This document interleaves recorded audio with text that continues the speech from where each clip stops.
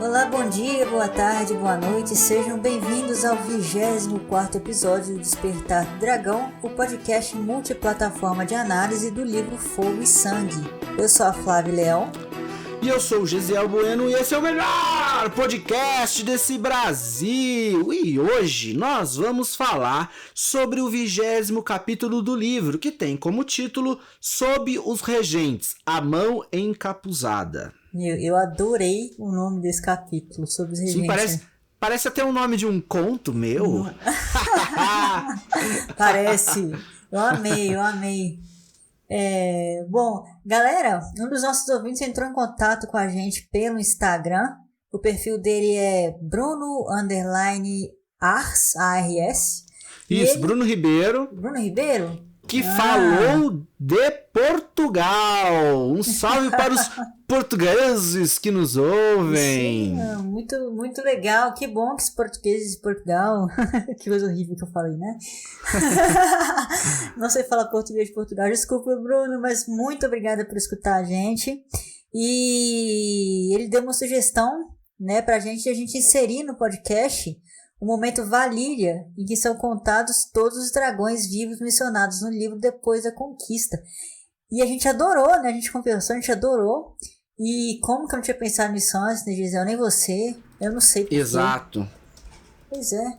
Por isso, a partir de hoje, a gente decidiu que no final dos episódios a gente vai ter o nosso momento Valíria, porque a gente ama os dragons.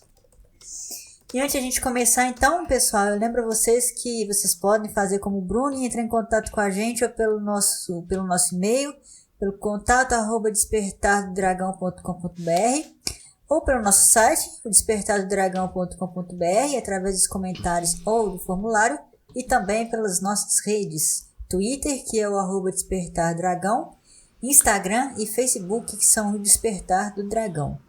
E se vocês preferirem, vocês podem ouvir a gente pelo YouTube, pelo Spotify ou pelo Deezer, porque a gente é multiplataforma. É só digitar o Despertar do Dragão também.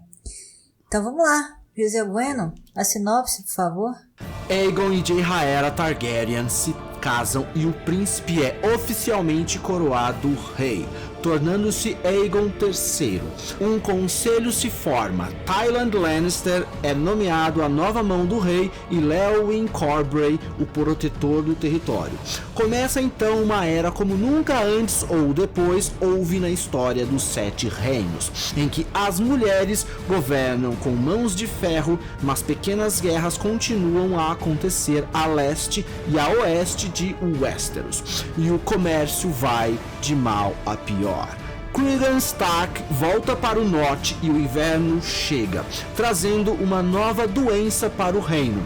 Os regentes do novo rei se espalham, a mão sucumbe e o futuro é incerto. Sim, no último episódio, nós passamos pela Hora do Lobo, que é como ficou conhecido aquele período em que o Cregan Stark governou Porto Real como a primeira mão do rei Aegon III e limpou a cidade dos traidores do rei Aegon II. Vários deles foram para a muralha, mas o Gillis Belgrave, da Guarda Real, e o Larys Strong, o Pé Torto, foram decapitados. Depois disso, o Lord de Winterfell voltou para casa achando que já tinha feito tudo que podia pelo reino. Ele não queria ficar no sul.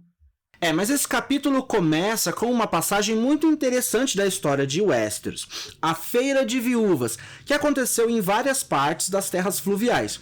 O que aconteceu foi o seguinte: quando o Cregan Stark chegou no sul, ele veio trazendo um exército de homens que eram indesejados e desnecessários no norte. A volta deles lá para as terras do inverno iria causar muitos problemas para os nortenhos. Exato. E quem acabou resolvendo o problema foi a Aly Black, a nova mulher do Cregan Stark. Ela lembrou ao marido que as terras fluviais, quer dizer, ele ainda não era marido dela, né? Eles estavam noivos, eles iam se casar ainda. Ela lembrou, né, a ele que as terras fluviais estavam cheias de mulheres viúvas que tinham perdido seus homens nas batalhas da Dança dos Dragões, muitas delas, inclusive, com filhos pequenos para criar e alimentar. Esses nortenhos, então, poderiam ser a solução para os problemas delas. Então, quando Cregan e a Aly voltaram para as terras fluviais, depois do casamento do Aegon com a Rhaenyra, mais de 1000 nortenhos acompanharam eles. A grande maioria deles, então, se casou com essas viúvas, daí o nome Feira das Viúvas, e aqueles que não quiseram assumir compromisso juramentaram as espadas aos senhores grandes e pequenos do Tridente. Sim, tiveram outros também que infelizmente preferiram seguir a vida do crime, mas esses foram muito poucos. Só que o mais interessante dessa feira foi que o número de nortenhos no sul e principalmente no Tridente aumentou consideravelmente, e com eles a adoração aos deuses antigos na região. Mas tudo isso aconteceu depois do casamento e a gente ainda não falou sobre ele. Porto Real ficou lotado com as pessoas que estavam vindo de todos os cantos de Westeros para assistir à cerimônia. Pessoas que até pouco tempo atrás eram inimigas na guerra. Entre elas estavam o Lionel Hightower, o Lorde de Vila Velha, o homem que quase recomeçou a dança, e junto com ele estava a mulher que impediu que a guerra recomeçasse, a Samantha Tarly. Isso, a Samantha, maravilhosa, que já é uma das minhas personagens favoritas desse negócio todo aqui. Ela estava lá no casamento. E quem estava também presente era o Arlen Velaryon, que finalmente aportou em Porto Real, felizmente não para lutar, né? E além deles, mais milhares de pessoas também estavam na cerimônia. Como o Fosso dos Dragões estava destruído por causa do pastor, o casamento aconteceu ao ar livre, no topo da colina de Visenya, em meados do ano 131 depois da conquista. E logo depois da cerimônia, o príncipe Aegon foi coroado com um aro de ouro amarelo, simples e sem adornos, e proclamado Aegon da casa Targaryen, terceiro de seu nome, rei dos Ândalos, dos Rhoynares e dos primeiros homens, e senhor dos Sete Reinos. O próprio Aegon colocou a coroa na cabeça da nova rainha Jaehaera. Nesse momento, o novo rei, Aegon III, ele é descrito como inegavelmente bonito, com rosto e corpo magros, cabelo branco prateado e olhos violeta. Um Targaryen genuíno, assim como a noiva dele, a rainha Jaehaera, que é descrita como uma criança linda. Pois é. Os dois eram crianças ainda, né? O rei Aegon tinha só 10 aninhos de idade. Então, o primeiro ato dele foi nomear quem iria protegê-lo e quem iria governar até que ele chegasse à maioridade. Ou seja, nós vamos entrar em mais um período de regência, assim como aconteceu com Jaehaerys quando ele assumiu o trono com 14 anos. E assim ele fez, misturando entre os nomeados dele tanto verdes quanto pretos. Então, o Sr. Willis Fell, que foi o único sobrevivente da guarda real dos tempos do rei Viserys, foi nomeado Senhor Comandante dos Mantos Brancos. O Sr. Tyrion Lannister foi indicado como mão do rei, e o Lyon Cobray foi indicado como protetor do território. Acima dele estava um conselho de regência, que consistia, olha que legal, na senhora Jane Arryn, a donzela do vale, e junto dela estavam o Corlys Velaryon, o Lord Roland Westerling, o Lord Royce Caron, o Lord Manfred Muttun, o Sr. Torren Manderly e o Grande Maestre Munkun, que tinha sido recém-escolhido para assumir o lugar do Grande Maestre Orway. É muito nome, né? Sim. E várias dessas pessoas, as pessoas que nos ouvem já conhecem, né? Então acaba que não precisa decorar tudo. Mas é legal, assim, a gente citar de vez em quando. Também foi oferecido um lugar para o Lord Cregan Stark no conselho, mas ele recusou, como a gente já sabe. E depois do casamento, os senhores e senhoras e os acompanhantes deles começaram a ir embora de volta para suas casas. Só um contratempo aconteceu. O Sir Medric Manderly tinha aceitado levar os homens condenados que iam para a muralha na galé dele, a Estrela do Norte. Mas, quando eles fizeram a contagem dos prisioneiros, estava faltando um homem, o Grande Mestre Orwyle, que havia subornado um guarda para soltar os grilhões dele para que ele pudesse fugir. Ninguém encontrou esse homem. E foi assim que nós vamos chegando ao final do ano 131 depois da conquista. Sim, espertinho esse Mestre Orwyle. Ligeirinho. Né? Pois é, escorregadio pra caramba. E foi nessa época que começou o que o livro chama de Calmaria Cinzenta. O Aegon era o rei, mas como ele ainda não governava de fato, ele só aparecia quando era necessário e fora isso ele raramente era visto. O grosso do governo mesmo ficava com o protetor do reino, o Lord Lyon Cobray, e com a mão, claro, Tyrion de Lannister. E eu acho interessante comentar que aqui a gente vê uma das características mais marcantes do George Martin, que é não ter pena dos personagens dele, né? Ele já afirmou isso, ele diz que para se escrever bem, você não pode ter pena do seu personagem, mesmo se você amar ele. Com o Tyrion de Lannister foi assim, porque o livro diz que ele era um homem deslumbrante antes, né? Mas, como a gente sabe, ele foi tão torturado que ficou completamente desfigurado, coitado. Sim, exatamente. A figura dele ficou tão desagradável aos olhos que nas ocasiões formais ele passou a usar um capuz para esconder o rosto. Só que isso surtiu um efeito interessante. Com o capuz, ele ficava com um aspecto muito sinistro, e aí começaram a surgir histórias de um feiticeiro mascarado maligno na Fortaleza Vermelha. Mas, por outro lado, a inteligência dele continuava a mesma, e ele demonstrou ser uma pessoa que não guardava rancor. Mesmo depois de ter sofrido tanto, ele não se mostrou um homem amargo que queria vingança. Pelo contrário, ele escolheu esquecer quem era preto e quem era verde e assumiu uma lealdade canina pelo Aegon III, o filho da rainha que o tinha, o filho da própria rainha que havia torturado ele. Sim, eu amei essa expressão lealdade canina. Eu fiz questão de colocar ela aqui no roteiro. Cara, sabe o que me lembrou essa descrição do Tyrion de Lannister? Um dementador do Harry Potter. Sim, Não é igualzinho? verdade. Porque ele também estava cego, né? Depois das torturas. E o dementador também é cego. Então, nossa, ficou essa imagem assim na minha cabeça. Mas então, esse era o Tyrion de Lannister, né? Mas as coisas não pararam por aí.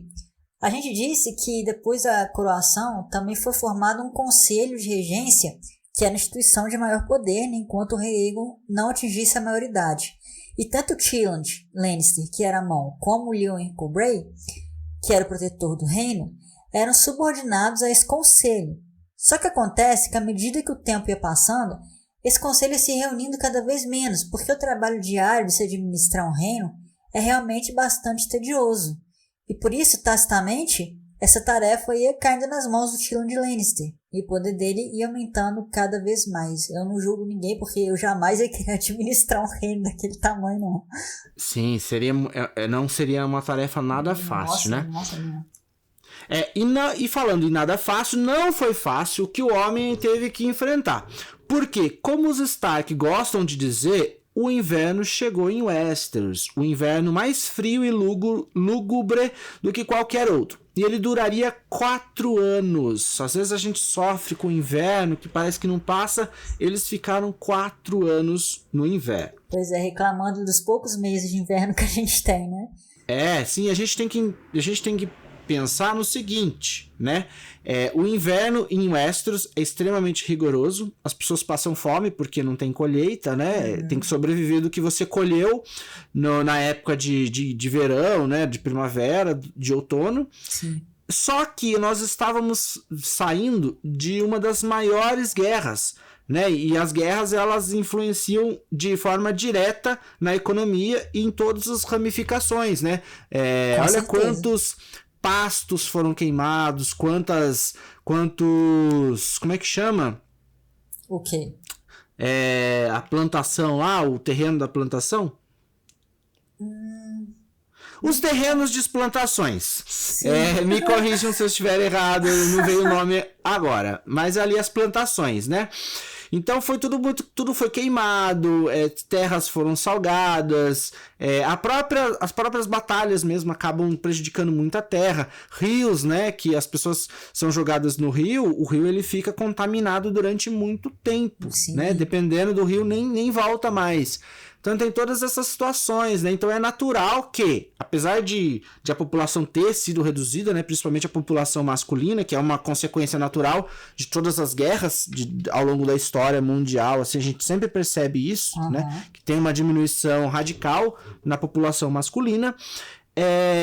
Apesar disso, ainda tinha muitas pessoas, né? Então eram muitas bocas para alimentar. E se você não tem colheita, você vai alimentar como? Então, né? Então a gente tem que considerar esse cenário aí.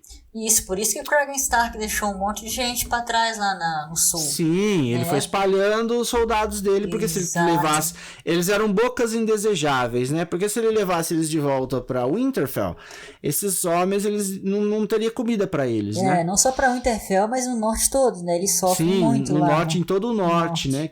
Que já, o inverno já é pior lá, né? Com certeza. E lembrando que o tempo também lá no Westeros não passa que nem o nosso. As estações não são que nem as nossas, né? Sim, o George Martin nunca explicou direito como é que é isso. Como que são... É uma coisa meio aleatória, né? Não é tão... isso. Pois não é tão exata assim, né? Então tem que ser cuidadoso. Sim, exatamente.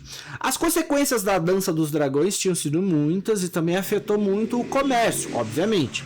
Com isso, vários castelos, cidades e vilarejos foram destruídos e depredados, e os homens arruinados e vários bandos de fora da lei assombraram as estradas e as florestas.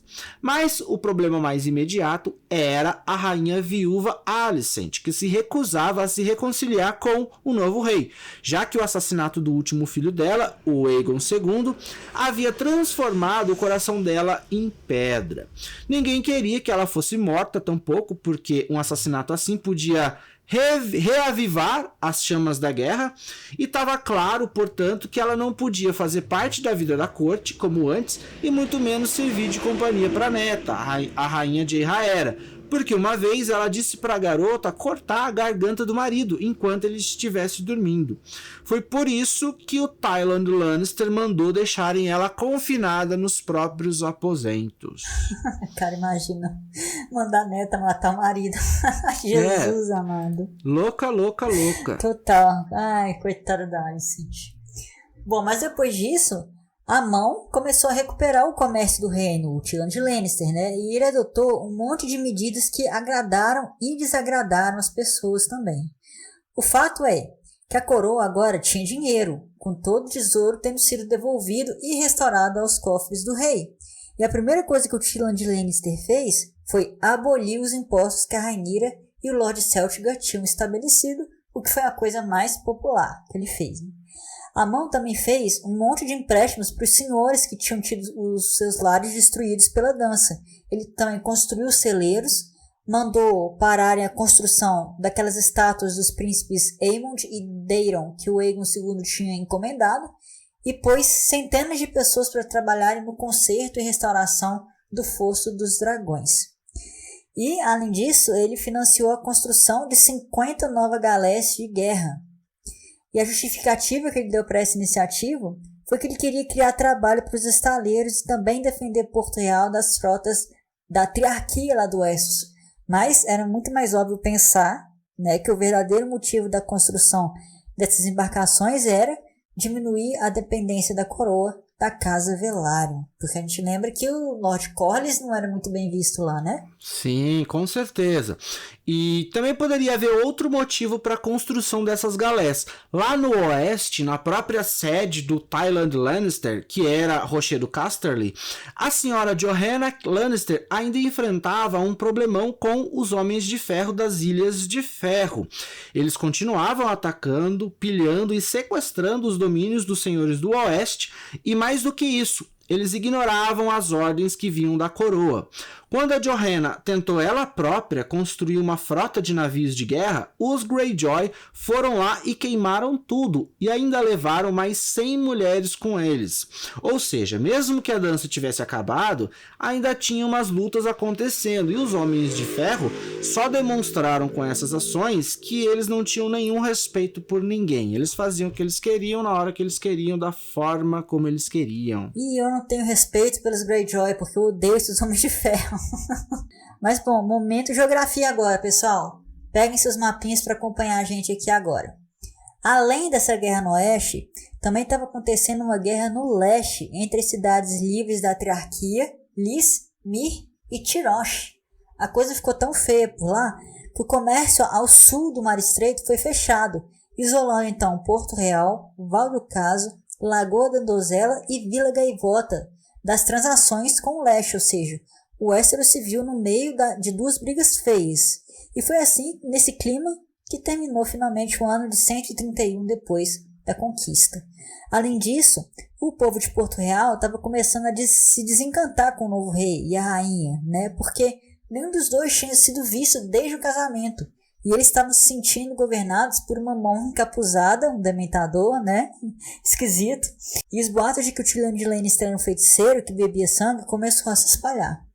Sim, exatamente. Era uma situação extremamente complicada, porque tanto o Aegon quanto a Rhaenyra eram crianças. Eles mal se conheciam e se encontravam apenas em ocasiões formais. E além disso, tem o fato de que os dois eram crianças traumatizadas. A Rhaenyra, por exemplo, detestava sair dos aposentos dela e o Aegon não gostava de fazer nada. Ele não caçava, não queria participar das justas e nem de atividades como ler, dançar ou cantar. Ele parecia inteligente, mas até falar ele não gostava. Ele nunca começava uma conversa e quando falavam com ele, ele só dava respostas curtas, só o suficiente para responder. E além disso, nem ele nem a Rhaenyra riam. Fora o fato de que o Aegon morria de medo e nutria, né, uma forte raiva pelos dragões. Cara, não sei de quem que eu tenho mais pena nessa história, se é dele ou se é dela. Tadinho dessas crianças, muito ruim. Tipo, o Aegon perdeu a identidade Targaryen dele, né? Você imagina, um Targaryen com medo e raiva dos dragões, cara, inconcebível isso, né? Muito triste mesmo. Mas era assim que era. E toda essa situação preocupava todo mundo, porque o novo rei era morto por dentro. E isso não era só ruim pra ele, mas pro Westeros também. E a rainha, que podia ser tipo uma tábua de salvação, era igual a ele, ou seja, era preocupante mesmo. E essa preocupação se demonstrou verdadeira porque se o ano de 131 depois da conquista foi ruim, os 2 anos seguintes iam se mostrar piores ainda. E tudo começou quando o grande mestre Orwine foi encontrado num bordel na Baixada das Pulgas. Sim, ele tinha raspado a cabeça e a barba e se livrado da corrente de mestre dele, a corrente de elos forjada, né, de vários metais, que era a marca de todo mestre da cidadela.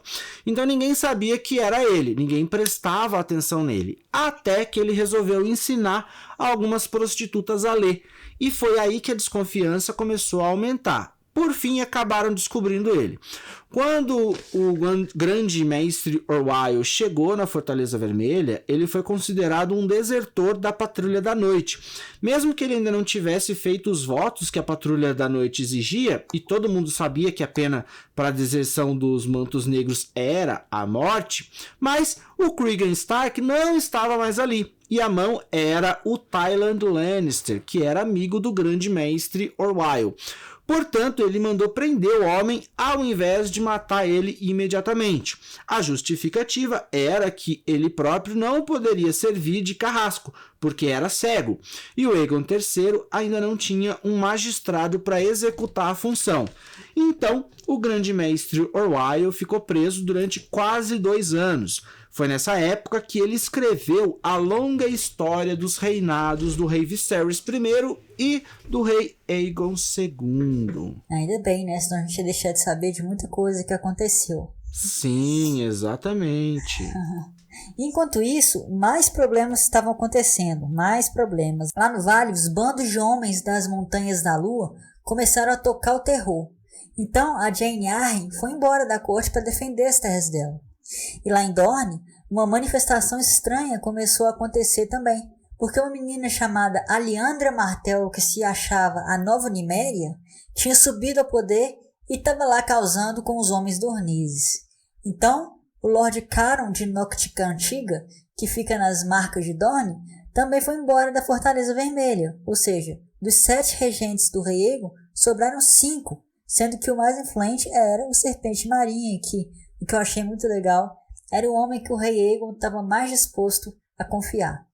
Por isso, o Westeros sofreu um golpe terrível quando o Lord Corlys Velaryon, que nessa época tinha 79 anos, caiu enquanto subia uma escada da Fortaleza Vermelha e morreu. O livro fala que os 7 reinos nunca conheceram um homem igual e que com a morte dele, um buraco foi aberto no tecido frágil do Westeros. Um homem tão impactante morreu de uma forma tão besta, banal, né?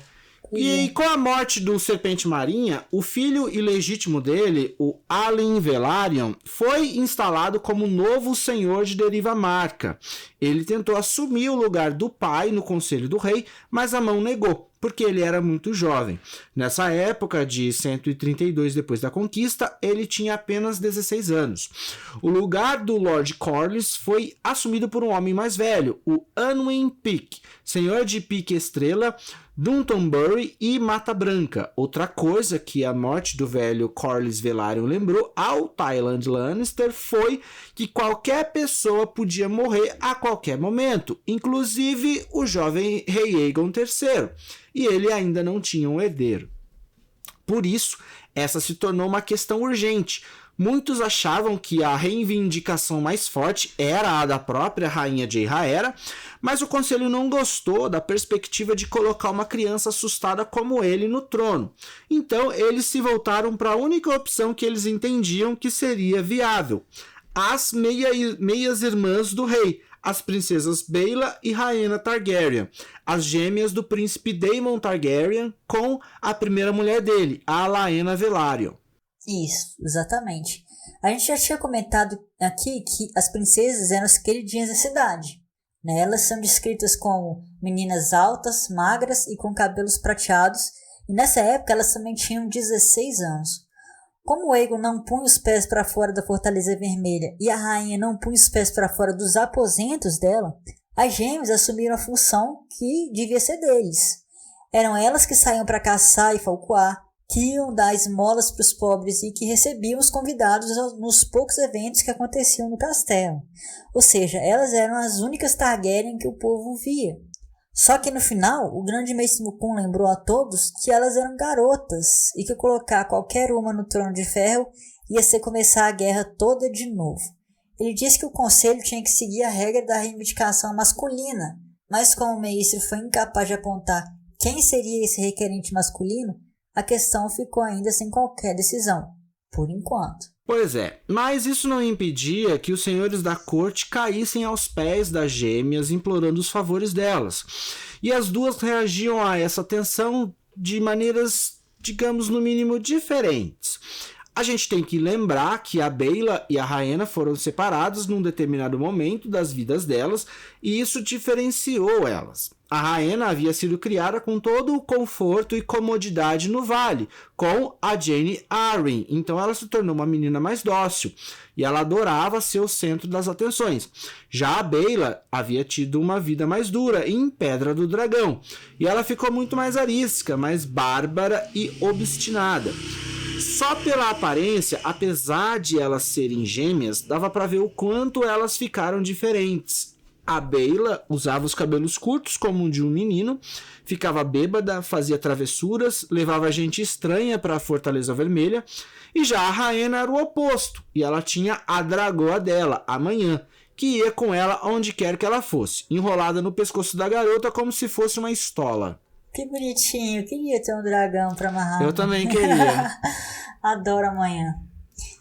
Bom, sim, essas eram as gêmeas, mas de qualquer forma, sucessor ou não, as meninas eram Targaryen e os regentes estavam doidos para resolver a questão da Baela, que era muito espivitada e uma hora ou outra ia acabar fazendo alguma coisa muito grave que poderia afetar a honra dos Targaryen. Por isso eles decidiram que ela tinha que se casar, porque, claro, né, a solução para tudo ali naquela época era se casar. Hashtag ironia, né, gente? Uhum. E é claro que a garota tinha dezenas de pretendentes e vários nomes deles foram considerados pelo conselho. Todos eles foram descartados por um motivo ou por outro, mas por fim, o conselho decidiu que a Baela ia se casar com o Tadeus Rowan, o Lorde de Bosquedouro. E o motivo foi muito simples, além do nascimento aceitável que ele tinha, a virilidade dele. Sim, exatamente. Porque o Lord Tadeus, já tinha 7 filhos, 2 com a primeira esposa e 5 com a segunda. E agora ele estava viúvo de novo, procurando outra mulher. O conselho então achou que seria uma boa opção, porque se ele tivesse mais um filho com a Baela, a sucessão do Aegon III já iria estar garantida.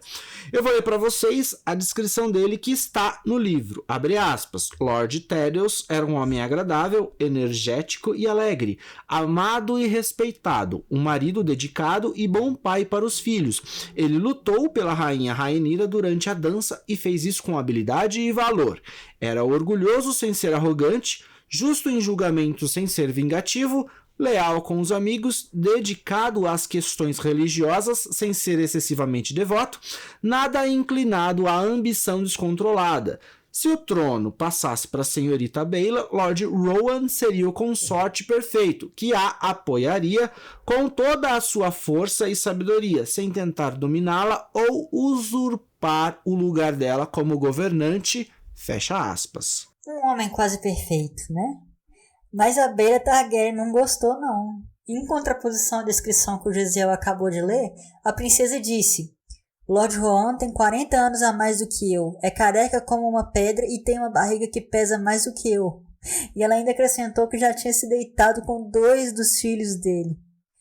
Claro que essas palavras causaram muito desgosto no conselho, e Aemon, o Tyrion de Lannister, mandou prenderem ela nos aposentos dela, mas a Baela fugiu, pulando pela janela e depois trocando de roupa com uma lavadeira.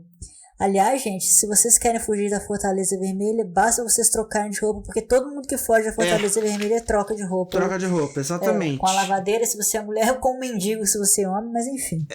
Eles não reconhecem a cara, né? Se tipo você trocar roupa, tchau, pode ir embora.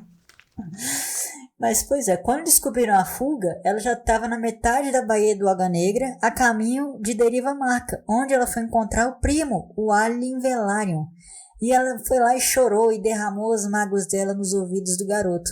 O resultado foi que 15 dias depois, os dois estavam casados. Sim, e vários dos regentes ficaram muito enfurecidos com o acontecido e insistiram com o Tywin Lannister que ele deveria procurar o Alto Septão em Vila Velha para anular esse casamento, mas Aemon não fez nada. Ele disse que o verdadeiro escândalo era o desafio da Baela e não a escolha do marido, porque afinal o Alicent Velaryon tinha sangue nobre. Apesar disso, todos concordaram que o Alicent não poderia ser o príncipe consorte caso a Baela se tornasse rainha, porque para eles o garoto ainda era um bastardo, filho de uma serpente com uma rata. Como vocês devem se lembrar, a mãe do Alicent era chamada de Ratinha e o pai era o Corlys Velaryon. Por isso ficou decidido que a princesa Baela Targaryen não poderia ser a herdeira do rei Aegon III.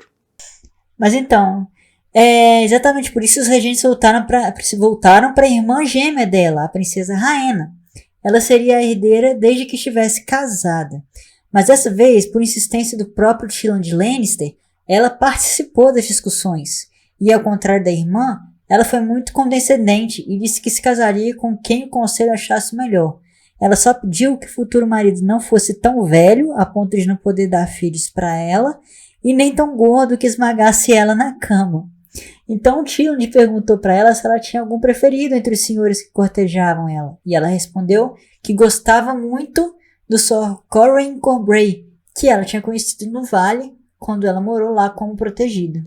Só que os regentes não ficaram muito satisfeitos não, porque o Corran Corbray estava longe de ser a escolha ideal. Ele tinha 32 anos, era um segundo filho, já tinha 2 filhas do primeiro casamento, mas era um cavaleiro excelente e o próprio irmão dele, o Léoin Corbray, era o protetor do território. Por isso ia pegar mal para o conselho se eles rejeitassem essa união. 15 dias depois, a Rhaena e o Corwin estavam casados. Foi tudo muito apressado porque os regentes estavam com medo de a Baela já estar grávida. Porque, né? Do jeito que ela era. Pois é, do jeito que ela era. Tiveram outros casamentos além dos das gêmeas Targaryen nesse ano de 132 depois da conquista também. Entre eles, o da Alice Black com Cregan Stark. Mas, no geral, as coisas não estavam muito boas por lá. As guerras no Mar Estreito continuavam, com Bravos, Pentos e Loras lutando nos degraus contra o Hakali e o Hindun, que tinha tomado o local. Então o comércio das principais cidades costeiras no leste estava indo de mal a pior. E lá no norte, o inverno estava muito rigoroso e os nortenhos estavam começando a ficar sem comida. E a patrulha da noite estava às voltas com bandos de selvagens que não paravam de tentar fazer incursões ao sul da muralha. E lá no oeste ainda, os chatos dos Greyjoy não deixavam ninguém em paz, continuando a invadir e a saquear. E para piorar a situação, uma doença chamada febre de inverno assolou uma parte de Westeros e matou milhares de pessoas, entre eles o Lord Desmond Manderly e o herdeiro dele, Medrick. Com isso, a senhoria de Porto Branco passou para o segundo filho do Lord Desmond, o Torrhen Manderly, que por acaso era um dos regentes lá em Porto Real. Então ele teve que deixar a corte. Com isso, só restaram 4 regentes, quando antes eram 7. Lembrando que a Jane Arryn e o Lord Caron de Nocticantiga já haviam ido embora antes. Sim, e aqui a gente chega numa parte interessante da história. Porque com tantas mortes causadas tanto pela dança dos dragões como por esse pós-guerra cheio de incerteza e frio e doença, nunca antes nem depois na história do Westeros tantas mulheres estavam governando no lugar dos pais, maridos e irmãos mortos ou de filhos ainda muito pequenos. Centenas delas estavam no poder, mas 4 foram cruciais na história do reino nessa época. A primeira delas, a gente já citou antes, a senhora Johanna, viúva de Rochedo Casterly, que estava sofrendo na mão do Lula Gigante Vermelho, vulgo Lord Greyjoy, o insuportável. Ela, inclusive, cansada de esperar que o Lord Tillland tomasse alguma atitude contra os Homens de Ferro, foi ela própria para a batalha liderar o exército dela. A segunda foi a senhora Sherris Footley, viúva de Tumbleton, a cidade que mais sofreu na dança. Ela praticamente reconstruiu a cidade da melhor maneira possível, derrubando as estruturas queimadas, levantando outro muro, fazendo plantações, e ela até mandou limpar as cabeças do Fumaresia e do Vermitor para colocar os crânios na praça da cidade, onde eles viraram uma atração turística. A terceira era a senhora Sam, a Samantha Tarly, de Vila Velha, a mulher que tinha impedido que o jovem senhor de Torralta, o Lionel Hightower, recomeçasse a guerra. Ela se manteve firme ao lado do ex-enteado e agora amante, ignorando as ordens do alto septão de se afastar dele. E quando ele então proibiu ela de pôr os pés no septo de Vila Velha, ela invadiu o lugar com um cavalo e mandou fechar as portas do septo, porque se ele estava fechado para ela, ele iria ficar fechado para todo mundo. Eu amei essa história do Samantha Tarly, foi a melhor de todas. Eu também. E a quarta dessas mulheres viúvas excepcionais veio de Harrenhal. Vocês devem se lembrar da Alice Rivers, a ama de leite que todo mundo chamava de feiticeira e que tinha sido amante do príncipe Aemon de Caolho Targaryen. Harrenhal tinha virado um reduto de foras da lei e vagabundos liderados pela Alice. E quando a situação começou a incomodar Porto Real, o Tyrion Lannister mandou que um dos cavaleiros brancos da Guarda Real, o Regis Groves, para retomar o castelo e pôr ordem nas coisas. Quando ele chegou lá, a Alice saiu para receber ele com o suposto filho do príncipe Aemond do lado, alegando que ele era o herdeiro e legítimo rei do Westeros, e insistiu para que o Sr. Regis se ajoelhasse diante do garoto. Quando o Sr. Regis se recusou, dizendo que ele não ia se ajoelhar perante o bastardo de um assassino de parentes com uma vaca leiteira, foi que a coisa aconteceu. Ninguém sabe exatamente como, mas a Alice Rivers levantou a mão, e num instante o Sr. Regis estava morto. Alguns falam que foi um feitiço que ela fez que explodiu a cabeça dele. Outros que essa levantada de mão foi um sinal para um arqueiro disparar uma flecha no olho do cavaleiro. E o cogumelo sugeriu que foi um monte de bolinhas de chumbo que matou o homem. Mas o que importa mesmo é que ele morreu. Pois e depois disso, os portões do castelo se abriram e uma enxurrada de homens saiu de lá de dentro para enfrentar o pequeno exército que havia ido até lá com o Sr. Regis. E deste pequeno exército, poucos sobreviveram. A Alice deixou um cavaleiro vivo para entregar uma mensagem para o Lord Daemon Darry, que tinha acompanhado o Sr. Regis até Harrenhal e escapado do massacre que os homens dela fizeram. A mensagem dizia que nas pedras do castelo dela tinha o poder e que ela havia acordado esse poder. Os homens não deveriam voltar a Harrenhal a menos que quisessem se ajoelhar perante o filho dela. E o mensageiro disse que a Alice também disse, né, que ela tinha um dragão.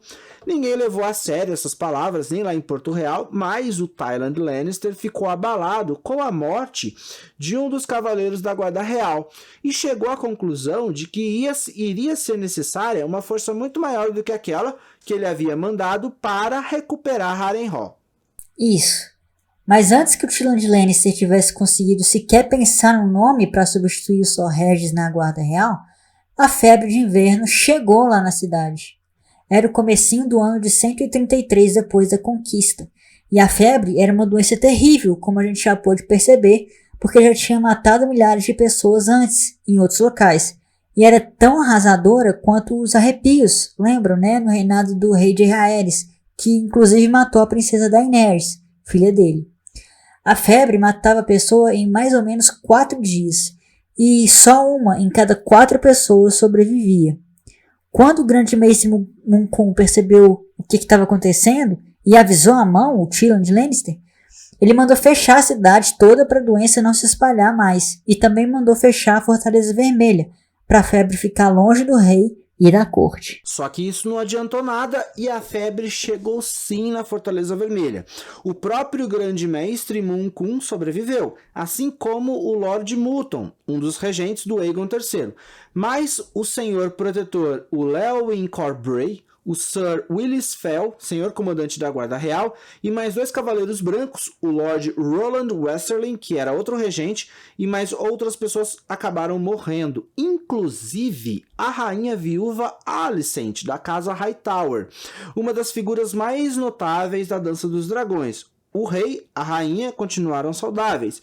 O rei, inclusive, numa atitude muito inesperada, se solidarizou muito com os doentes e passava os dias visitando as pessoas com a febre. Algumas das pessoas que ele visitou sobreviveram, mas não a última vítima que ele foi ver, a mão dele, o Tywin Lannister. Quando o Tywin pegou a febre, morreu em apenas 2 dias. Pois é.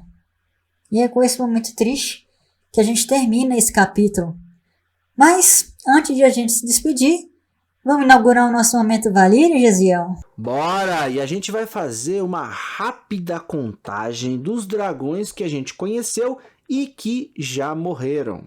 Isso, vamos lá rapidinho, começando do começo, porque esse é o nosso primeiro momento Valyria, né?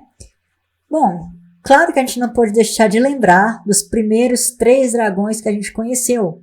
O Balerion, do Conquistador, a Meraxes, da Rhaenys, e a Vhagar, da Visenya. A Meraxes morreu em Dorne junto com a Rhaenys, o Balerion de velhice, e a Vhagar com o príncipe Aemon de Caolho durante a dança. Depois vieram a Mercúrio, do Aenys, a Dreamfire, da Rhaena, filha dele, o Vermithor, do Jaehaerys, e a Asa Prata, da Alicent. O Mercúrio morreu lutando com o príncipe Aegon, o Sem Coroa, contra Maegor, o Cruel, na Batalha do Olho de Deus. A Dreamfire e o Vermithor na Dança dos Dragões. A gente também teve o Caraxes, do príncipe Aemon, a Meleys, da Rhaenys, filha dele, a rainha que nunca foi, e os 2 morreram também na dança. Teve também o Arrax, do príncipe Lucerys, o Tyrexis, do príncipe Joffrey, o Vermax, do príncipe Jaehaerys, o Tempestade, do Aegon III, os filhos da Rhaenyra.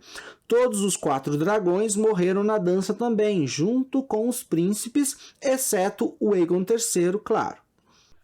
E também tem o Sunfyre, do Aegon II, a Tessarion, do príncipe Daemon, irmão dele, a Syrax, da Rhaenyra, e o Fumaresia, do Laenor Velaryon, mortos na dança também. Além deles, também tem o Morgul e o Shriekus, dos irmãos Jaehaerys e Jaehaera, e o Baila-Lua da princesa Baela, mortos na dança. E finalmente nós temos os 3 dragões selvagens, o Canibal, o Fantasma Cinza e o Roubo-Ovelha, sendo que o Fantasma Cinza foi morto pelo Sunfyre durante a dança. Mas é claro que a gente também não pode esquecer da nossa dragoa mais jovem, a Manhã da princesa Rhaenys. Isso, bom, eu contei 24 dragões, dos quais só 3 estão vivos ainda nesse momento da história que a gente está. A Asa Prata, que sobreviveu à dança e está sem cavaleiro numa localização ainda desconhecida. o robô ovelha, que tá sumido com a Nettles ou Urtigas, mas tá vivo, e amanhã. Bom, então é isso, pessoal. A gente teve agora uma grande noção de quantos dragões morreram na dança, né? Nossa, Foi muitos muita dragões. coisa. Eu só queria um dragão. Ah, eu também. E eles Não falo. desperdiçando. Pois é, né? Ridícula essa dança. É. Ah, que tristeza. Bom, se eu tiver esquecido algum, gente, vocês me avisem, tá? Me falem aí no e-mail, tá bom? Sem xingar. Sem xingar, claro. Essa foi nossa análise do 20º capítulo do livro sobre os regentes, a mão encapuzada. Se vocês tiverem alguma dúvida ou pergunta, ou se eu tiver esquecido algum dragão, por favor, entre em contato com a gente pelo e-mail, pelo formulário do site ou pelas nossas redes. E não se esqueçam, gente, de espalhar nossa palavra por aí, recomendar nosso podcast, que é o melhor jeito que vocês têm de ajudar a gente se vocês gostam do nosso trabalho. Beleza? Galera, daqui a 15 dias a gente volta com mais o Despertar do Dragão pra vocês. Até lá, Valar do Raeris. Valar Morghulis.